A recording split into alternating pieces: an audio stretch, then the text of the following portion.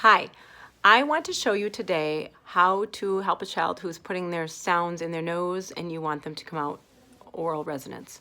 So often that is an S sound or a Z sound, and that might be an indicator that there's some structural insufficiency in the back of their mouth where they're not closing off their nasal cavity when they should be saying a sound. But sometimes there's nothing structural, and we just need to encourage them to do the sound in their mouth.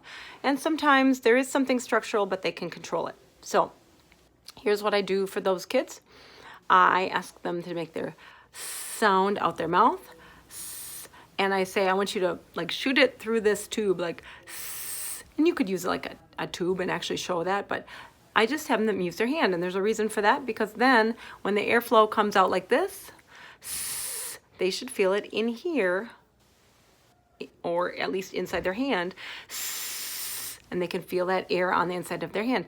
If they're doing it through their nose, we can hear it, but they also will get the feedback of this. And they should feel that warmth of their air coming through their nose on the back of their hand, and we don't want that. So that's my little feedback cue for kids to help them identify if they are doing their sound through their nose or their mouth. And you can kind of get them to say, make sure it comes out your mouth and make it like a guide, but also you can ask them to identify if they felt it on the back of their hand or on the inside of their hand, and you can touch that way and say, did you feel it here or did you feel it here? And you should feel it here if you're making your sound. There you go. Little strategy for you.